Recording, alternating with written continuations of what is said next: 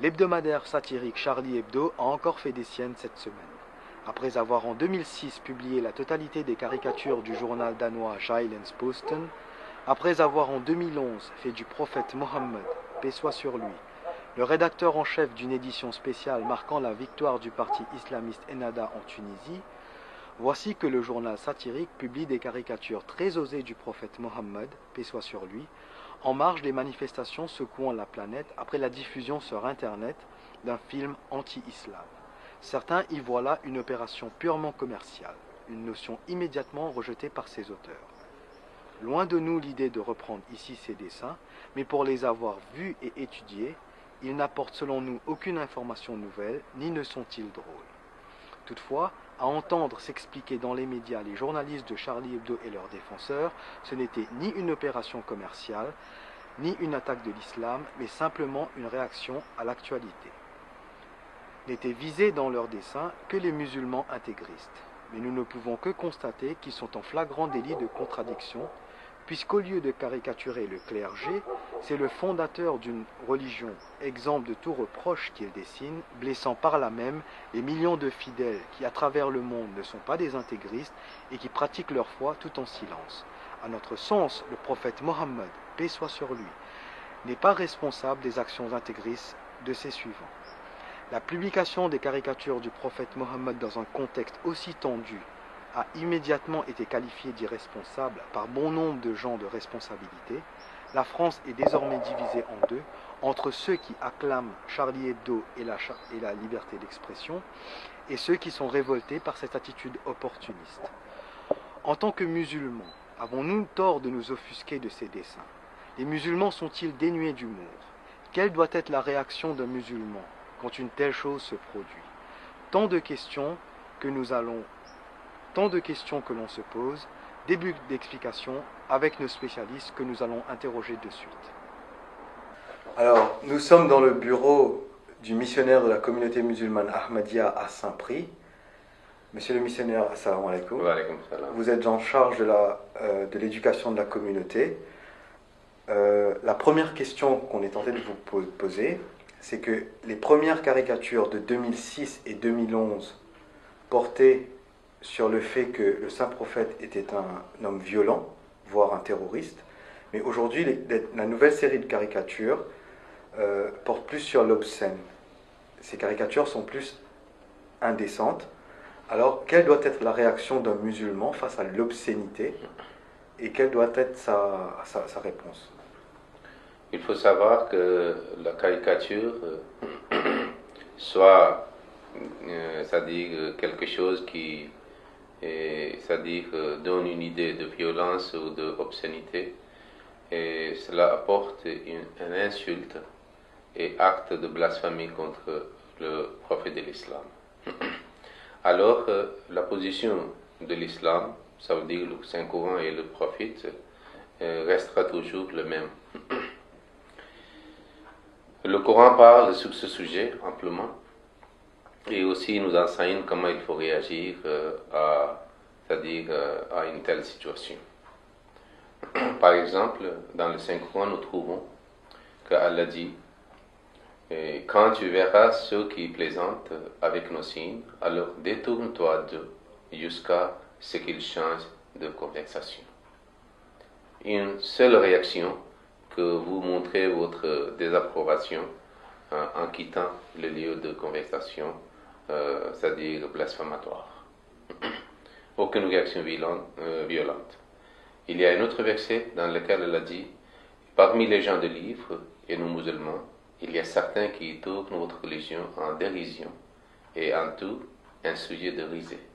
Mais à la fin de ce verset, les musulmans sont conseillés de chercher la protection de Dieu. » Et nous voyons très bien que la réaction des musulmans est violente. Lorsque le saint prophète sallallahu alayhi wa sallam a été insulté par une parole ou acte blasphématoire, le saint prophète sallallahu alayhi wa sallam n'avait pas réagi comme les musulmans aujourd'hui réagissent dans le monde entier. Alors, qu'est-ce qu'il avait fait? Même son fils, qui était très grand fidèle et sincère, il a demandé au saint prophète que papa a dit telle et telle chose, permettez-moi de le tuer. Mais le Saint-Prophète sallallahu alayhi wa sallam a dit que je n'ai aucune idée. Alors que cette personne a vécu toute sa vie à Médine, c'est-à-dire dans la société des musulmans, devant le Saint-Prophète sallallahu alayhi wa sallam, et il n'a été jamais touché. Et les musulmans n'ont pas fait de manifestation dans la rue de Médine pour dire que voilà, telle et telle personne a insulté notre prophète et nous aimons notre prophète, et le symbole le signe de l'amour de notre prophète est de faire les manifestations et hurler les slogans comme les musulmans font aujourd'hui, par exemple en brûlant le drapeau, en tuant l'ambassade de certains pays, ou c'est-à-dire pour casser les voitures, des choses comme ça. Ça n'existe pas. Mais le Saint-Coran nous présente une autre chose qui est très étrange, comme une prédiction. Il dit pas seulement dans l'époque du Saint-Prophète, mais aussi en futur. C'est-à-dire que les ennemis de l'islam se moqueront de l'islam. Il dit, et vous entendrez sûrement beaucoup de choses blessantes de la bouche de ceux à qui le livre a été révélé avant vous, et de ceux qui associent des égaux à Allah. Mais si vous êtes endurant, alors agissez avec droiture. C'est là une question qui demande une forte volonté. Ça veut dire la patience, la persévérance est la seule solution. Sinon, si votre réaction est violente et négative, alors cela établira que les musulmans sont violents et terroristes et ne sont pas tolérants. Les auteurs des caricatures aujourd'hui disent que ces dessins ne blessent que ceux qui veulent qu'ils soient blessés par ces dessins. Donc justement, peut-on dire que les musulmans manquent d'humour? Quelle est la place de l'humour dans l'islam? Et est-ce qu'il y a une limite à l'humour dans l'islam?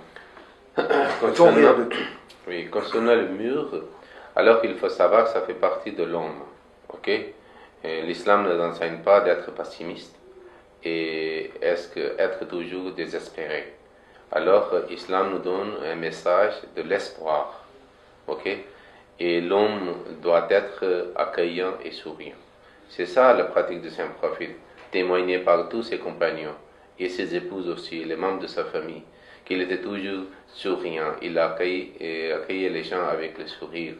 Il disait toujours d'être, c'est-à-dire content, satisfait. Et il faisait des échanges, des blagues et des plaisanteries avec ses compagnons, avec ses épouses, même avec les enfants. Mais il y a une grande différence entre blague et plaisanterie et c'est-à-dire acte blasphématoire contre quelqu'un.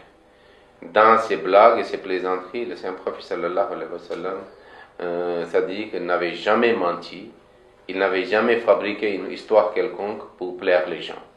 Okay? Alors ça voulait dire, plaisanterie ou le blague ou humour ne signifie pas que vous commencez à insulter les gens, c'est-à-dire par une manière quelconque. Donc l'islam, c'est pour cela, l'islam ne permet pas de se moquer de quelqu'un par son nom qu'il n'aime pas ou par les actions que vous attribuez à cette personne qu'il n'avait jamais commis. Alors, c'est-à-dire caricature ou dérision ou la moquerie est une valeur négative. Okay? L'islam dit, quand quelqu'un qui est respectable par son peuple, vous devez le montrer le respect aussi. Sinon, il y aura problème et inquiétude dans la société. De grands penseurs, philosophes ou écrivains occidentaux ont souvent fait l'éloge du prophète, ont écrit des belles choses à son sujet. Par contre, il y a une grande population occidentale aussi qui ne connaissent pas le prophète et qui ne l'aiment pas. A-t-on le droit de ne pas aimer le prophète? Et ce dont on accuse le prophète Mohammed, est-ce que c'est vrai? Okay. Il faut savoir, selon l'islam, chaque personne est libre de croire en islam et de ne pas le croire. Vous êtes libre d'aimer quelqu'un ou de ne pas l'aimer. Mais ça ne voulait pas dire que vous avez la garantie ou la permission ou le permis d'insulter quelqu'un, c'est-à-dire qui est aimé par millions de gens. Okay? Je pense que ce n'est pas une valeur appréciable que par votre parole ou votre action, c'est-à-dire que millions de gens sont blessés. Okay? Il faut respecter les sentiments des autres aussi quand vous vivez dans une société quelconque.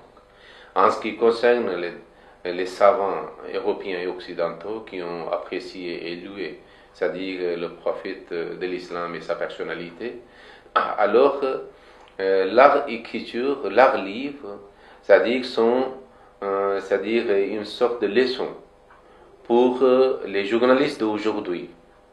Alors si le prophète de l'islam était tellement mauvais, malheureusement, alors pourquoi ils ont eu le beauté? Comment ils ont vu le beauté de saint prophète? Et je vais vous citer, c'est-à-dire 2 exemples.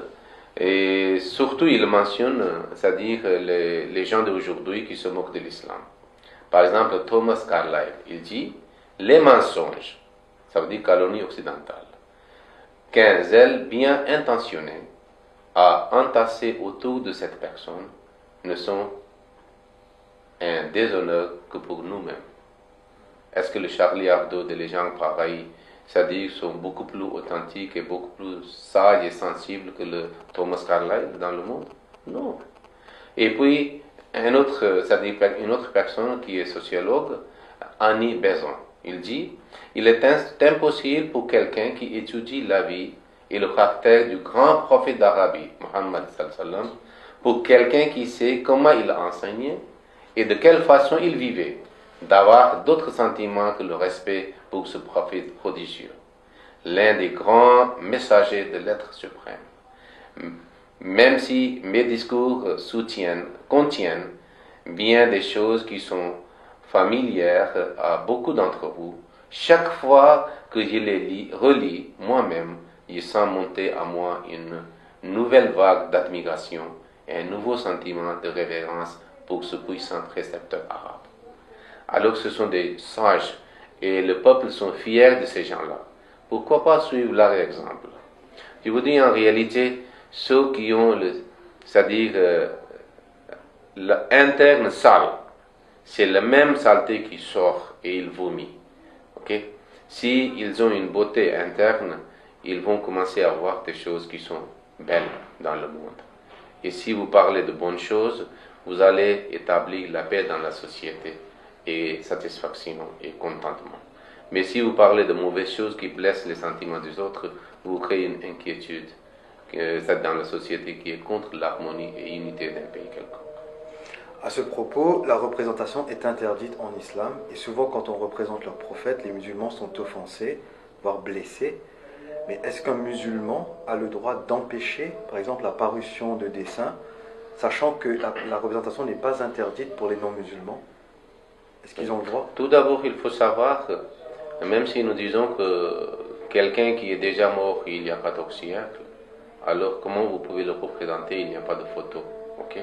Ça veut dire que vous allez le caricaturer de votre manière pour c'est-à-dire, donner une idée de violence que vous voulez ou d'autres obscénités. Mais si quelqu'un pense qu'il a le droit d'expression et de liberté, il est libre. Donc le prophète de l'islam n'a rien fait à ces gens-là aujourd'hui. Il n'est jamais venu en France. Alors s'il pense qu'un musulman a fait quelque chose qui est nuisible pour le monde entier, s'il vaut, alors il faut le faire la caricature de cette personne au lieu de faire la caricature de Mohammed. Ça voulait dire quoi? C'est rien. S'il n'est pas d'accord avec le politique d'un politicien, il fait la caricature. Parce que ce politicien, il parle, il fait quelque chose dans son pays, où il ne fait pas selon, c'est-à-dire vos idées et votre, c'est-à-dire idéologie. Mais si un musulman est violent, il faut, si vous voulez faire, vous pouvez faire la caricature de cette personne, au lieu de faire, voilà. Ok? Et la deuxième chose est que les musulmans ne doivent pas réagir de façon qu'il faut. Ils doivent enseigner leur public aussi. Ils doivent réagir comme le Saint-Coran dit, comme le Saint-Prophète lui-même, il a fait la réaction et j'ai déjà mentionné tout à l'heure. D'accord. Monsieur le missionnaire, pour toutes ces précisions et ces informations précieuses, merci beaucoup. Assalamu alaikum. Wa alaikum salam.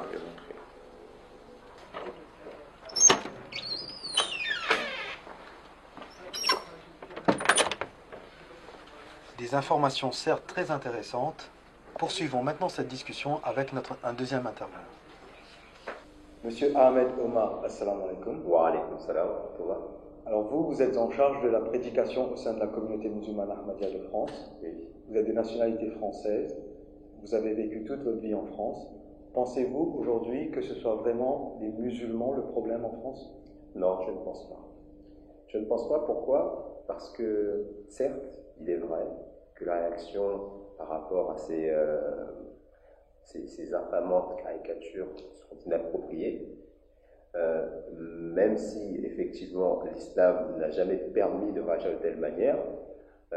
Donc, en tant que musulman, on ne peut que n'être pas d'accord avec ces musulmans qui agissent ainsi. Cela dit, nous, en tant que musulmans Ahmadis, nous avons toujours démontré à quel point nous étions obéissants des lois, à quel point nous ne manquons pas d'occasion pour servir les autres, servir l'humanité. Par exemple, aux États-Unis, lorsque le besoin s'est fait sentir, 12 000 litres de sang a été offert par la communauté. Maintenant, nous, en tant que musulmans, nous ne nous reconnaissons pas dans ces réactions, d'une part, et nous sommes aussi heurtés par ces attaques qui sont faites gratuitement, uniquement dans le simple but d'insulter. Donc non, je ne pense pas que ce soit les musulmans qui soient le véritable problème. Le problème se situe ailleurs. Donc vous ne pensez pas que c'est un problème religieux? Ah, du tout, du tout. Je pense que c'est un problème lié à un manque dans la loi pour protéger les personnages emblématiques qui sont révérés par des milliards d'individus de la planète. Et là, je ne parle pas que du saint fondateur de l'islam. Je parle du saint fondateur de l'islam, comme je pourrais parler de Jésus, de Moïse, de Bouddha. Toutes ces personnes sont des personnages qui sont chéris par des milliards d'individus au travers de la planète. Et même si on ne doit pas aller jusqu'à la violence pour réagir, mais à partir du moment où vous faites des choses qui vont créer des tensions, qui vont créer des barrières entre les peuples, entre les religions, entre les races, c'est inutile et ce n'est pas servir les intérêts de la paix dans le monde. Et c'est en cela qu'on dit que la loi devrait être faite pour protéger les sensibilités des personnes qui se reconnaissent vis-à-vis de personnages emblématiques, spirituels, qui ont marqué l'histoire de l'humanité. De quelle manière, par exemple? Eh bien, par exemple, on devrait interdire, non pas comme certains l'ont dit, faire revenir le délit de blasphème, parce que le délit de blasphème, il était mis en place à une époque où il y avait une intolérance, où il y avait un poids disproportionné de la religion dans la société, qui rendait impossible toute action libre. Non, ce n'est pas ça. Simplement, de même qu'il existe des lois qui protègent contre le négationnisme, parce qu'on ne veut pas heurter ceux qui ont été victimes justement d'actions infamantes, cruelles, et ni heurter les sensibilités de leurs descendants. De même, il devrait y avoir les mêmes dispositions pour préserver les sensibilités de personnes qui croient en Dieu, qui croient en la spiritualité, qui ont une révérence pour des personnages qui ont existé, qui ont marqué leur temps, qui ont marqué leur époque, qui ont marqué leur société. Et la laïcité, je pense qu'elle est faite pour ça, pour le vivre ensemble, pour l'épanouissement des individus, quelle que soit la race, la couleur, la religion à laquelle ils appartiennent. Et à partir du moment où il y a la liberté d'expression, c'est aussi notre responsabilité de veiller à ce qu'elle soit pratiquée dans les bonnes conditions. Et devrait donc avoir des lois qui agiraient comme des barrières de manière à protéger le bien-être des individus d'une société. Et ça, c'est pas justement mettre des barrières à la liberté d'expression? Ah non, du tout, c'est mettre des garde-fous. C'est faire en sorte que la liberté d'expression ne se transforme pas en liberté d'insulter, liberté de créer des tensions inutiles. On vit dans un monde, dans un village, à l'échelle d'une planète. Aujourd'hui, prendre en considération ces choses-là. Pour un athée, ou pour une personne qui n'a pas de religion, pour lui, un personnage spirituel n'a pas une grande importance. Le caricaturel, ce mot que lui, ne représente rien pour lui. Mais il faut se mettre à la place de celui qui croit. Celui qui croit, il le révère, il le respecte comme si, plus encore que ses propres parents. De même qu'aujourd'hui, on n'accepte pas de voir son père et sa mère se faire insulter. Un athée ou un laïc nous-mêmes, nous sommes des laïcs, nous vivons dans un pays laïque. Quand je parle de laïc, là, je parle du laïc qui n'a pas de religion. Eh bien, il devrait se mettre à la place de son compatriote. Il devrait se mettre à sa place et se dire, à un moment donné, peut-être que là j'ai un peu exagéré, parce que lui, ça le touche. Et aujourd'hui, comme on dit, la liberté des uns ça s'arrête là où commence la liberté des autres. Et c'est dans ce sens-là qu'on devrait prendre des dispositions nécessaires. Donc ce que vous dites, c'est qu'il vaut mieux prévenir que guérir. Tout à fait, tout à fait. Et il ne faut pas aussi se dire que, faut pas dogmatiser. Comme avant, le dogme, c'était la religion. Et donc, ici en France, on s'est battu pour sortir justement de ce joug de la religion. Et maintenant, on est en train de refaire la même chose, mais avec des lois séculières. Oui, exactement. Aujourd'hui, les lois sont faites pour être discutées. Les lois, elles sont faites pour protéger les intérêts de chacun des individus, pour promouvoir le vivre ensemble. Et c'est vraiment le sens de mon propos aujourd'hui. Merci beaucoup, Monsieur Omar, pour toutes ces précisions. Je vous remercie. Assalamu alaikum. Wa alaykum salam wa rahmatullah. Une brève synthèse de ce que pense un jeune musulman aujourd'hui et des idées très concrètes. Poursuivons. Monsieur Al-Islam Azwaou, assalamu alaikum. Alaykoum salam. Alors, vous êtes avocat de profession, vous êtes de nationalité française, mais vous avez vécu longtemps dans un pays musulman. Que pensez-vous de la publication des caricatures du prophète Mahomet dans Charlie Hebdo et des réactions qu'elle a suscitées parmi vos co-religionnaires? Je dirais tout d'abord que si je devais moi-même verser dans la caricature, je renverrais le Charlie Hebdo à l'histoire de ce villageois qui se sentait effacé parmi les siens parce que personne ne parlait de lui, et qui, pour sortir de l'anonymat, n'avait rien trouvé de mieux que d'aller souiller la fontaine du village. Quant à la réaction, à la colère des musulmans, je la comprends parfaitement. Et comment ne la comprendrait-on pas quand on sait que la foi musulmane prescrit aux croyants d'aimer le prophète plus que notre propre personne et plus que nos propres enfants. Cependant, je n'encourage pas du tout les manifestations et encore moins les violences que je condamne tout à fait parce qu'elles sont étrangères à l'islam et à la sunna du prophète. Et je rappellerai aux musulmans qui font tout ça en réaction à ces caricatures par rapport à cause de l'amour qu'ils portent au prophète, je leur rappellerai justement la tradition du prophète. Il ne les reconnaîtrait pas aujourd'hui s'il revenait à la vie, parce que lui-même s'est fait insulter de son vivant devant ses compagnons et il n'a jamais réagi. Il a même empêché ses compagnons de réagir. Quel très bel exemple.